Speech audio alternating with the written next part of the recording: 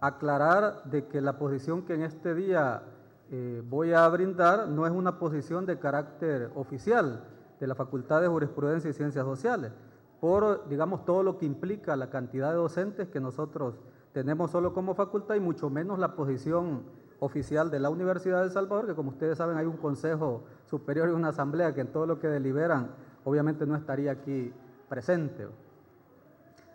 En segundo lugar, quizás mi exposición va a ser un poco, la estructura de mi exposición va a diferir un poco de las exposiciones anteriores, en tanto que me voy a ceñir a realizar un análisis en sentido negativo, digamos, de las zonas oscuras de las sentencias, 19 del 2002 y 23 del 2002, para luego arribar también a un análisis positivo y, si se puede, algún tipo de conclusiones y recomendaciones.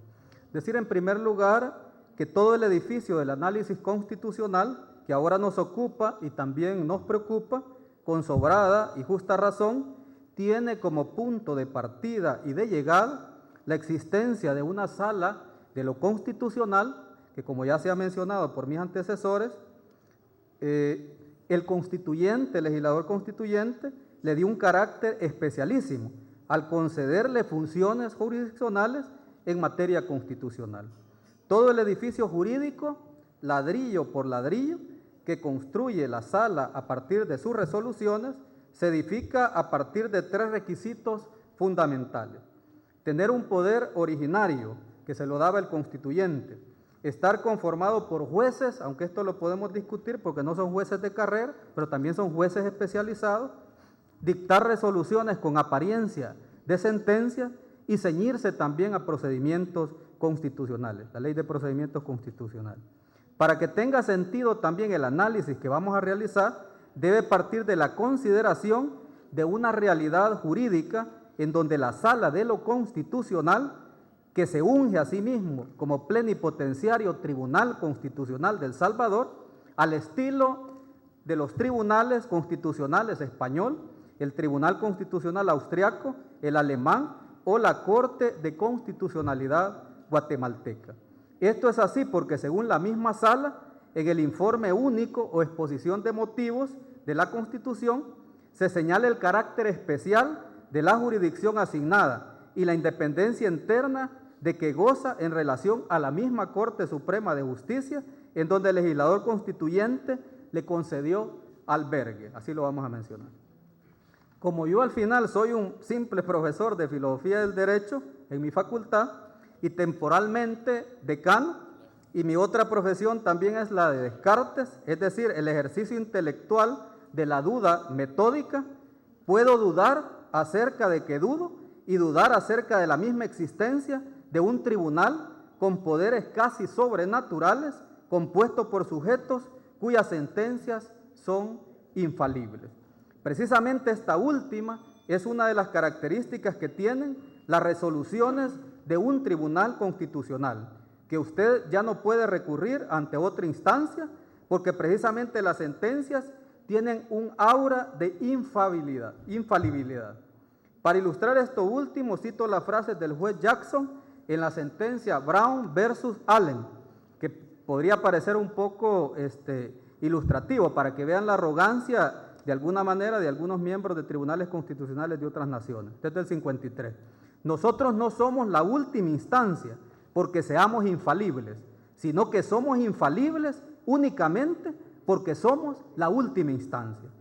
En realidad, la exposición de motivos de la Constitución no crea un verdadero tribunal constitucional de manera expresa al estilo europeo, sino que crea un sistema ecléctico de justicia constitucional, algunos le llaman mixto, que oscila entre una sala de lo constitucional dentro pero separada de la Corte Suprema de Justicia y un tribunal constitucional independiente únicamente en su función jurisdiccional, ya que su presupuesto depende del presupuesto del órgano judicial, participa activamente también en las resoluciones de la Corte Plena de la Corte Suprema de Justicia y su presidente también es el presidente de la misma Corte y además recibe albergue en sus instalaciones y ya no sigo.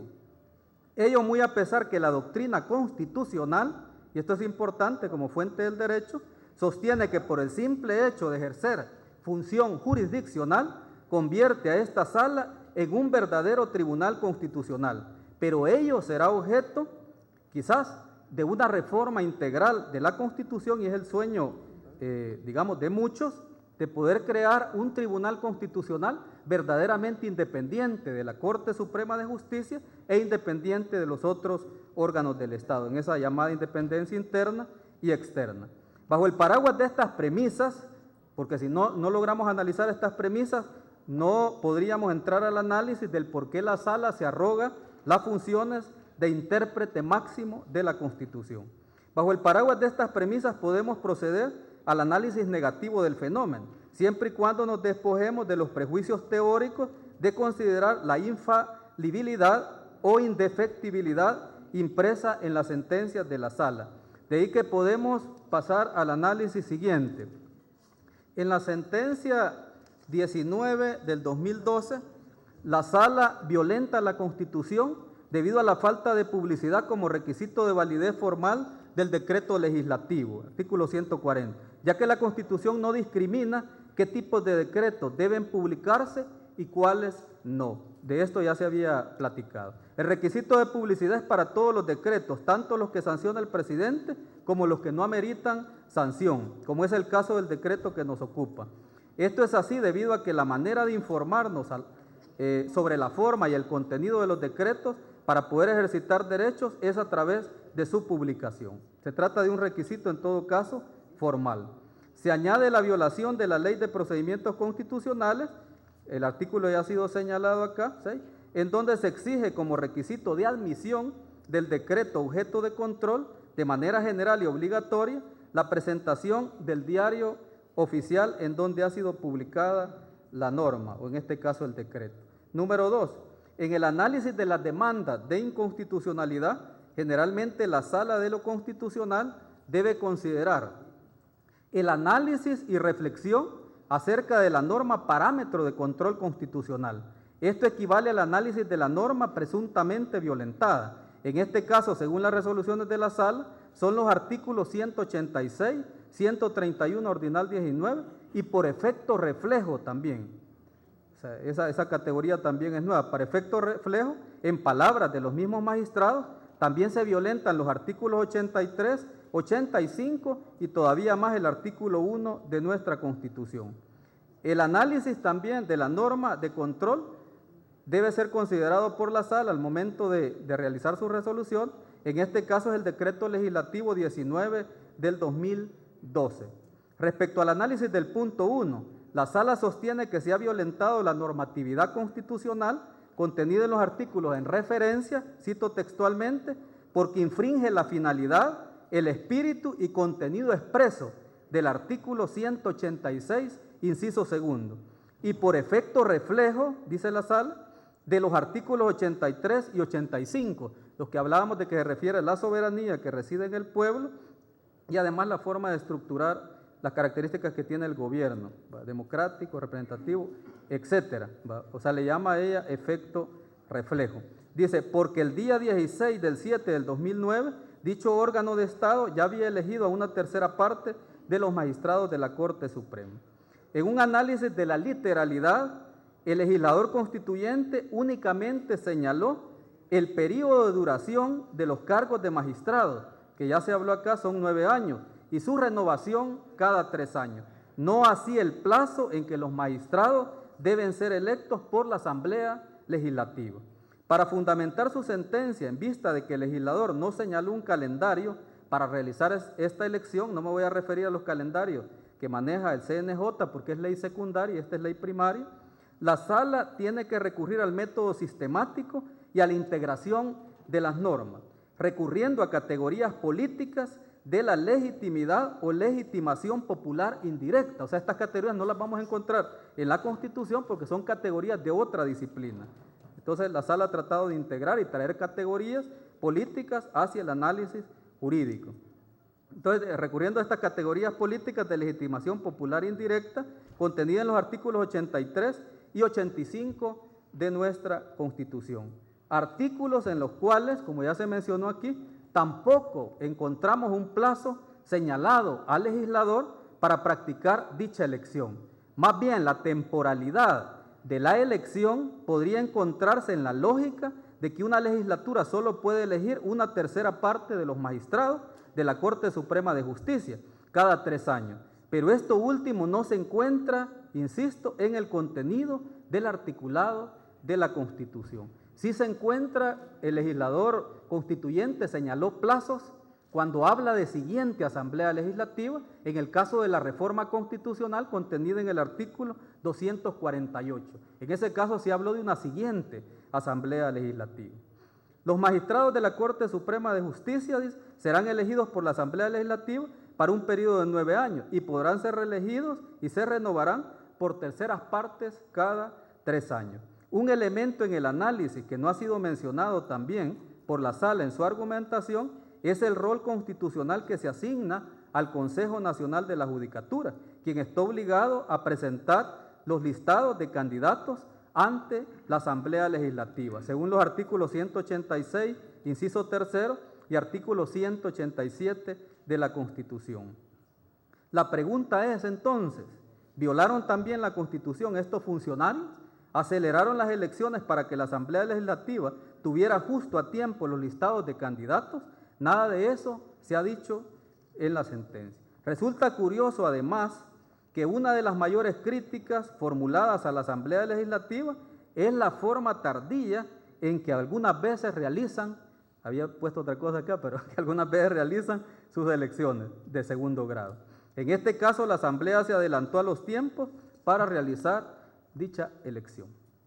En cuanto a la norma objeto de control, es decir, en cuanto al control del decreto legislativo, la Sala recurre a una fundamentación basada en una sistemática e integración de normas jurídico-constitucionales con carácter demasiado generalísimo, debido a que no encuentra normas expresas que fundamenten su resolución. Decir legitimación popular indirecta o legitimidad popular indirecta, términos que son usados indistintamente en la sentencia, al final no nos lleva a una conclusión de tipo jurídico. La Sala integra en una especie de reversión teorética y realiza un viaje jurídico por nuestra Constitución y se pasea desde los artículos 186, transitando por la legitimación indirecta de los artículos 83 y 85, y luego se da un enorme salto también hasta el artículo 1 de nuestra Constitución, como también pudo haber citado el artículo 2 y no lo hizo, y hasta el derecho de igualdad, por ejemplo, contenido en el artículo 3, pero tampoco lo hizo, porque podía haber apelado que se ha violentado el derecho de igualdad de una legislatura, ¿ya? Porque una elige 2 veces y la otra está eligiendo solo una vez, o se va a quedar sin elegir. Entonces, la igualdad entre sujetos. No me voy a referir a los argumentos de la Sala, pretendiendo que se ha violentado con el decreto el pluralismo democrático y la representación en la Corte de las más relevantes corrientes del pensamiento jurídico, artículo 186, inciso 3, ya que este sería objeto de un análisis político, sociológico, jurídico, filosófico e incluso antropológico social, que creo que nadie a estas alturas, al menos yo ya me siento un poco cansado, estaría dispuesto a tolerar. Tampoco me voy a referir a lo que sí aparece reflejado en lo anterior, y es una especie de crisis institucional y conflicto de poderes, o si quieren entre órganos, como si se tratara de una competencia de legitimidad directa e indirecta entre los órganos del Estado. Esto ya ha sido mencionado. La Sala argumenta su legitimación directa del constituyente, mientras la Asamblea Legislativa apela a su legitimación popular directa. La Sala apela a la falta de legitimación popular indirecta en la elección de magistrados, mientras la Asamblea apela a su plena legitimidad directa en la elección de los mismos. Es decir, no se trata de una competencia de legitimidad. Recordemos que los límites del poder de los funcionarios está señalado en el artículo 86, inciso 3, que prescribe: los funcionarios del gobierno son delegados del pueblo y no tienen más facultades que las que expresamente les da la ley, a tenor de lo que ha resuelto la Sala. En cuanto a elección del magistrado presidente de la Sala, ahí sí vamos a disentir un poco con algunos colegas que me antecedieron. El argumento de esta, al menos a mi juicio, goza de robustez jurídica y moral, ya que los artículos 173 y 174 de manera expresa señalan la forma de integrar la Corte Suprema de Justicia y la Sala de lo Constitucional. El artículo 174 señala que la Sala de lo Constitucional estará integrada por 5 magistrados, designados por la Asamblea Legislativa. Su presidente será elegido en cada ocasión que corresponda elegir magistrados. No se pueden designar únicamente 4 magistrados y tampoco designarse 6. Se eligen 5 para 9 años y el artículo 186, y uno de ellos es el presidente de la misma Corte Suprema de Justicia. El artículo 174, inciso segundo, insisto, resuelve el problema con bastante claridad. Quien sea elegido presidente de la Sala de lo Constitucional será el presidente de la Corte Suprema de Justicia. Si deja de ser presidente de la Corte Suprema de Justicia, también deja de serlo de la Sala, pero no deja de ser parte de los 5 magistrados que le integran. Si quieren, es una arista del análisis. También es posible otro tipo de análisis, porque el análisis puede ser dialéctico desde esta perspectiva. Es posible el análisis en contrario, y que ya lo plantearon. El cargo de presidente de la Sala y de la Corte es un cargo temporal. Una vez deje de ser presidente de la Sala, que sucede cada 3 años, deja de ser presidente también de la Corte. Y como su nombramiento es temporal, en realidad solo es miembro de la Sala porque es su presidente. Esto último implicaría que todos los presidentes de la Sala y de la Corte, en un momento histórico determinado, serían miembros natos de la Sala, que pasaría a estar integrada por todos los expresidentes. O sea, esto habría que analizarlo también. Si el argumento de la Sala, digamos, tiene la robustez suficiente, implicaría que cada 3 años que la Asamblea Legislativa la dote de un nuevo presidente, cada presidente iría pasando a integrar la Sala, de tal manera que habrían 3 expresidentes en el periodo de 9 años dentro de la Sala de lo Constitucional. Habría que revisar esas premisas. Habría que preguntarse si esta era la intención del legislador constituyente, ya que esto garantizaría inamovilidad, pero también continuidad de sus expresidentes de la Sala, en realidad no tanto de la Sala de lo Constitucional. Por razones de tiempo también voy a abordar un solo aspecto de la sentencia 23 del 2012, porque ya desfilaron acá los señores magistrados de la Corte, bueno, y hasta incluso he escuchado algunos parecidos o algo como testimonio, ¿verdad? Entonces, en cuanto a la elección del 2006, la Sala, entre otros lugares oscuros, se pone a jugar con las teorías éticas del mal menor y no con el principio de la interpretación conforme, que plantea que de varias interpretaciones que se les ocurran a los magistrados, se aplicará la que esté más conforme con la Constitución. Esos son métodos interpretativos. Huelga decir que el artículo 186 prescribe en forma clara que los magistrados serán electos para un periodo de 9 años, pero la Sala, en lugar de resolver conforme a este precepto, es decir, nombrar a los nuevos funcionarios por 9 años, que lo pudo haber hecho, decide recortar los tiempos de elección de estos nuevos funcionarios, muy a pesar de que el decreto que dio origen a la elección de magistrados en el 2006 será expulsado del sistema normativo salvadoreño, una vez esta Asamblea Legislativa cumpla con la sentencia realizando la elección, porque no existen magistrados constitucionales para un plazo parcial de 3 años. Incluso el presidente de la Sala y de la Corte funge 3 años como presidente, pero su nombramiento en la Corte es para 9 años, tomando palabras prestadas de la misma sentencia de la Sala. La Sala, con la decisión asumida en la sentencia, corta los periodos de elección de los magistrados a 3 años, violando el artículo 186, inciso segundo de la Constitución, al establecer un periodo diferente al señalado en la misma. No me voy a referir al mandato para la nueva legislatura de realizar, como se hacía en otras reformas constitucionales que todos recordaremos, por esta única vez 2 elecciones de magistrados simultáneas. Y al final de la sentencia vuelve a insistir, para que veamos la contradicción, que la Asamblea Legislativa no puede realizar 2 elecciones en un mismo periodo legislativo, lo que representa una contradicción a nivel lógica. Hay leyes precisamente sobre la contradicción en términos lógicos. Esto solo es posible con los argumentos que planteé al inicio, con una Sala de lo Constitucional infalible erigida en la última instancia y en el máximo intérprete de nuestra Constitución.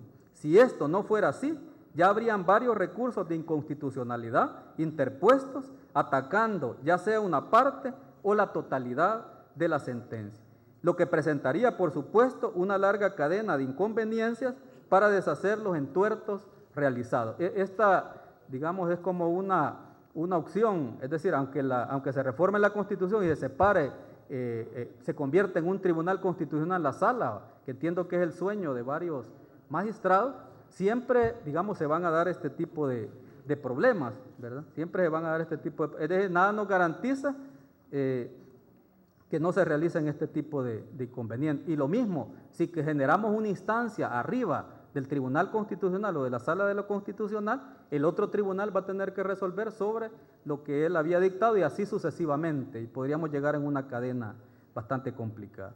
Pese a lo que se ha dicho por los mismos magistrados de la Corte, se puede acudir a la Corte Centroamericana de Justicia. Ya fue señalado por mis predecesores, pero este es el Pacto de Tegucigalpa del 91, la Corte Centroamericana, entre las competencias, precisamente en el 22, letra F, tiene la competencia para conocer conflictos entre poderes por el incumplimiento de la sentencia. Entonces, hay dos vías para comparecer ante la Corte, ¿verdad? Y una que no se ha mencionado. Una vía es comparecer en opinión consultiva, es decir, que este órgano del Estado primero le consulte sobre la sentencia que se ha pronunciado. Y segundo, comparecer fundamentando precisamente, es decir, porque como ustedes serían el órgano demandado por el incumplimiento, si esta Asamblea Legislativa incumple con la sentencia, tendría que comparecer ante la Corte Centroamericana y más bien su comparecencia sería fundamentando las razones por las cuales no ha cumplido la sentencia. Entonces ahí se analizarían todos los detalles. Lo que queda muy claro es que la Sala realiza funciones también políticas. Esta es una nueva doctrina, la función política de la Sala, porque como órgano de Estado o como parte de un órgano de Estado, revisa las leyes de esta misma Asamblea y también, de alguna manera, cogobierna. O sea, si no lo han notado, está cogobernando. Manda que se emita, por ejemplo, una ley que no se ha pronunciado por esta, o no se ha decretado por esta Asamblea Legislativa, ¿ya? O sea, eso se llama inconstitucionalidad por omisión. También suprime frases que son contrarias a la Constitución en los mismos decretos que emite esta Asamblea Legislativa. Y bueno, realiza una serie de funciones de cogobierno. Tampoco me quiero referir también a algunas confusiones teóricas que hemos venido planteando a lo largo de esta sesión y que reflejan también parte de la crisis entre las instituciones que degeneran o pueden degenerar en un intento. Ya se mencionó aquí cómo se tratan los magistrados, ¿verdad? Que hay magistrados, los de la sala son de primer grado, otros son de segundo, incluso los suplentes son de tercer grado, y a lo mejor hay otros que no tienen ninguna gradación. Entonces, plantear que la Constitución de la República no establece, y esto ya lo hemos dicho en otro foro, ni un primero, ni segundo, ni tercer grado. No establece tampoco jerarquías entre órganos, ¿verdad?, ubicados en primero, segundo y tercer grado, y mucho menos la sala. Hay una doctrina en donde se pretende, que recoge la sala, en donde se pretende erigir también como una especie de cuarto poder. Es decir, están los tres órganos del Estado, ¿ya?, o los tres poderes en la teoría del poder, y ellos aparecen como un cuarto poder, es decir, un tribunal constitucional separado. Si estuviera separado, a lo mejor la teoría también podría de alguna manera ser más acertada. Muy a pesar de que el legislador constituyente no hizo ninguna de estas jerarquizaciones, no hay primeros, segundos ni terceros, y mucho menos cuarto poder. Lo que existe es una relación horizontal y de coordinación entre órganos del Estado, hasta la fecha no muy feliz, que debe potenciarse para generar gobernabilidad democrática. Yo quiero apelar este día para que los órganos del Estado puedan cumplir con una función constitucional para no incrementar la crisis ni la gobernabilidad democrática, que como ya dijeron, con sangre, sudor y lágrimas, pues ha sido lograda en este país, algún nivel de gobernabilidad democrática, y nos pudiéramos disponer a construir un verdadero Estado constitucional y democrático de derecho. Yo quiero finalizar también haciendo una reflexión más, y yo creo que ya mis antecesores lo planteaban. También esta Asamblea Legislativa ha omitido ejercer a lo mejor un papel que en la doctrina norteamericana se llama de check and balance, es decir, que solo el poder puede controlar al poder, los poderes se deben controlar entre ellos, porque precisamente son poderes del Estado, y hay una disposición. Yo he escuchado durante toda la mañana que hemos venido planteando cosas, pero al final como que no logramos aterrizar en algún tipo de solución. Hay una disposición contenida en el mismo artículo 186 de la Constitución que precisamente, es decir, plantea las razones por las cuales pueden ser destituidos, porque yo vi muy emocionados a algunos que son profesores incluso de la universidad o han sido profesores, ¿verdad? El artículo 186, el inciso 2, plantea precisamente que podrán ser destituidos por la Asamblea Legislativa por causas específicas previamente establecidos por la ley. Tanto para la elección como para la destitución deberá tomarse con el voto favorable de por lo menos los 2/3 de los diputados electos. No es una mayoría la que se requiere ni para la elección ni para la destitución. ¿Qué estoy diciendo con esto? Que aquí hay un error de omisión, es decir, esta Asamblea Legislativa o las asambleas legislativas, o si quieren los legisladores, porque es una sola asamblea legislativa, de acuerdo a la teoría del órgano, nunca se han preocupado en emitir precisamente esta ley que considere precisamente las causas para destituir a un magistrado. Entonces, por lo tanto, podemos seguir platicando acerca de las resoluciones que puede emitir la sala. Ellos se pueden erigir Dios sobre la faz de la tierra con funciones jurisdiccionales y no pasa nada. Es decir, porque van a seguir emitiendo resoluciones y pueden incluso incumplir o incurrir en graves violaciones a la Constitución y no pasa nada también, ¿sí? Porque ellos mismos son los que resuelven. Ya hablaron de una serie de recursos también que se han presentado declarados inadmisibles, es donde están involucrados los mismos magistrados. Entonces, yo quisiera preguntar, antes de que me pregunten, ¿qué sucede con esta ley? Así como hay varias omisiones que son precisamente competencia de esta Asamblea Legislativa. ¿Qué pasaría si ustedes el día de mañana, precisamente mediante un decreto, emiten la ley conteniendo las causas de destitución? Porque solo si están contenidas en la ley, y el procedimiento precisamente para poder destituir. Claro, alguien podría decir, otro jurista, bueno, ¿y a dónde va a llegar este decreto? Alguien interpone también un recurso y va a llegar a la misma sala de lo constitucional. Muchas gracias.